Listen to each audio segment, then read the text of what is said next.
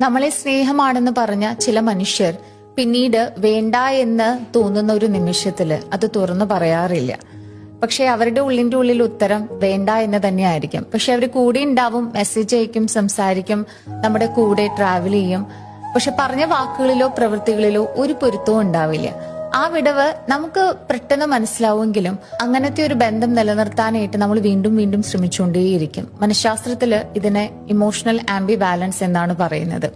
വിട്ടുകൊടുക്കാൻ ആഗ്രഹിക്കുമ്പോഴും കുറ്റബോധം കാരണം അല്ലെങ്കിൽ വല്ലാത്ത ഗിൽട്ട്, ഷെയിം, പേടി കാരണം അത് പറയാതിരിക്കുക. അവർക്ക് നിങ്ങളെ വേദനിപ്പിക്കണ്ട എന്ന് കരുതിയിട്ടോ അല്ലെങ്കിൽ വാക്ക് തെറ്റിക്കണ്ട എന്നോ ഞാനൊരു മോശം വ്യക്തിയായി എന്ന് മറ്റുള്ളവരോ സൊസൈറ്റിയോ കേൾക്കാൻ ബുദ്ധിമുട്ടുള്ളത് കൊണ്ടിട്ടോ അല്ലെങ്കിൽ കുട്ടികളെ ഓർത്തിട്ടോ ഒക്കെയാണ് അവര് ഇത്തരത്തില് പ്രവർത്തിക്കുന്നത്. പതിയെ പതിയെ ഡിസ്കണക്ട് ചെയ്യും. എന്നിട്ട് നമ്മളെയൊക്കെ ഒരു കൺഫ്യൂഷൻ സ്റ്റേറ്റിലാക്കും.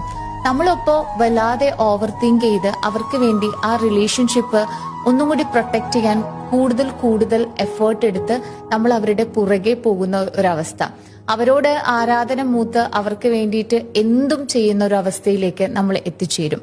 പക്ഷെ പലപ്പോഴും നമ്മുടെ ശരീരത്തിന്റെ സത്യം, ബോഡീസ് ട്രൂത്ത് വളരെ വ്യക്തമാണ്. എന്തോ ശരിയല്ല എന്ന് നമുക്ക് തന്നെ മനസ്സിലാകും.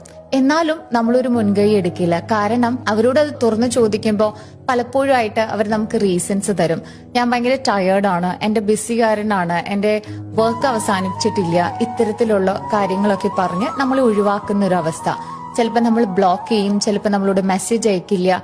ഇത്തരത്തില് ഒരു വല്ലാതെ ഇമോഷണലി ഡിസ്കണക്ട് ആയി നമ്മളിൽ നിന്ന് മാറി നിൽക്കും. ഇവരുടെ ലക്ഷ്യം എന്ന് പറയുന്നത് നമ്മളെ കൺഫ്യൂഷൻസിലാക്കുകയും അതുപോലെ തന്നെ അവർക്ക് വേണ്ട ഒരു കാര്യം നമ്മളെ കൊണ്ട് ചെയ്യിപ്പിക്കുന്നതിന്റെ ഒരു ഉദ്ദേശശുദ്ധിയാണിത്. അപ്പോ കുറ്റബോധമില്ലാതെ അവർക്ക് ഈ ബന്ധത്തിൽ നിന്ന് രക്ഷപ്പെടാനായിട്ട് സാധിക്കും.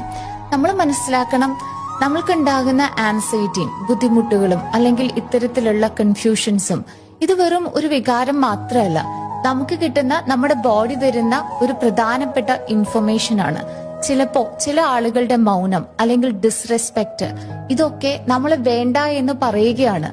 അവരുടെ കുറ്റബോധം കാരണമാണ് നമ്മളോട് അത് തുറന്നു പറയാത്തത്. ഈ കൺഫ്യൂഷൻസ് നിർത്തി നമ്മുടെ ബോഡിക്കും മൈൻഡിനും എന്താണ് ഫീൽ ചെയ്യുന്നത് എന്ന് തിരിച്ചറിഞ്ഞ് യഥാർത്ഥത്തിൽ എടുക്കേണ്ട ഡിസിഷൻ എടുത്ത് മുന്നോട്ട് പോവുകയാണ് നമ്മൾ ഓരോരുത്തരും ചെയ്യേണ്ടത്.